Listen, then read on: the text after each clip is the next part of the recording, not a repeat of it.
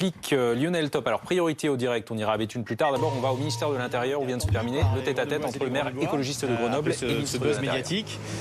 J'ai plaidé pour un échange direct. Je crois que j'ai bien fait parce que sortir du buzz, sortir des réseaux sociaux, ça permet d'avoir un dialogue et de partager les stratégies. Moi, je suis venu aussi lui parler des quartiers populaires qui ont une attente d'égalité républicaine et qui sont victimes de discrimination lors de buzz gouvernementaux comme celui-là. Je lui ai remis le rapport Borloo qui élargit évidemment la photo d'ensemble des attentes des quartiers populaires. Et puis derrière, évidemment un échange sur la sécurité. Il m'a dit qu'effectivement il considérait que les gouvernements successifs étaient en situation d'échec face à la drogue, à la consommation, à la lutte contre les trafics. Je partage ce diagnostic d'échec de la part des gouvernements successifs. Il a aussi évidemment insisté sur son choix d'avoir une politique répressive et tout sur la répression. Je ne sais pas encore, en sortant de ce rendez-vous, quelle sera la mesure de l'échec ou du succès de cette politique du tout répressif.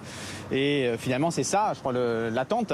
Quand pourrons-nous dire que cette politique répressive a fonctionné ou pas ? Donc je crois que ce rendez-vous est évidemment utile parce qu'il crée un dialogue en dehors des réseaux sociaux. Et puis il pointe évidemment la question de comment on mesure le succès en matière de sécurité, parce qu'il y a une demande forte d'égalité républicaine dans les quartiers populaires. Sur la drogue, c'est pas du tout votre point de vue, la politique répressive de Darmanin, vous êtes plutôt pour la légalisation. Oui, parce qu'il y a cette situation d'échec que je partage.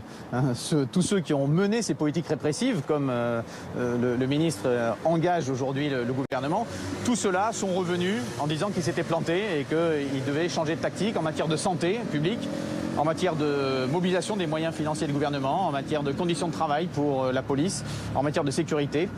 Et donc, en profitant de cette expérience qui est quand même maintenant de plus en plus largement partagée un peu partout dans le monde, ce n'est pas ma perspective. Lui, il fait le choix de la répression. Il faut qu'il nous dise finalement c'est quoi les indicateurs qui mesureront le succès de cette politique en matière de santé, en matière de sécurité également. C'est évidemment ce qui est attendu. Il vous a remis un courrier avec plusieurs propositions. Est-ce que vous pouvez nous parler de ce courrier, notamment sur la présence de policiers supplémentaires à Grenoble ? Oui, donc il m'indique qu'ils vont effectivement augmenter les effectifs de 3%. Voilà, c'est positif. Vous savez que depuis 2014, nous nous sommes mobilisés très fortement pour obtenir des policiers supplémentaires. Les baisses d'effectifs de Nicolas Sarkozy sont extrêmement fortes et aujourd'hui on est loin d'être revenu aux objectifs de 2002. Je lui ai d'ailleurs dit qu'il fallait faire de la transparence sur quels étaient les effectifs, puisque même en termes d'égalité du territoire, la mobilisation des effectifs à l'endroit où les problèmes sont peut-être les plus importants, dans les grandes villes notamment, ça me semble un préalable. Donc faire une tendance de ces chiffres, lui souhaite la faire depuis 2016. Moi je dis il faut remonter en fait à la baisse, le début des baisses d'effectifs, c'est-à-dire en 2002. Mais donc 3% c'est toujours bon à prendre et évidemment on accueillera ces policiers avec plaisir. Nous avons déjà accueilli un certain nombre de policiers grâce aux mesures prises par Gérard Collomb précédemment. Et pour nous c'est nécessaire d'avoir plus de policiers nationaux. Ça fait combien 3%? Ça fait 13. Il y a 14 aux écologistes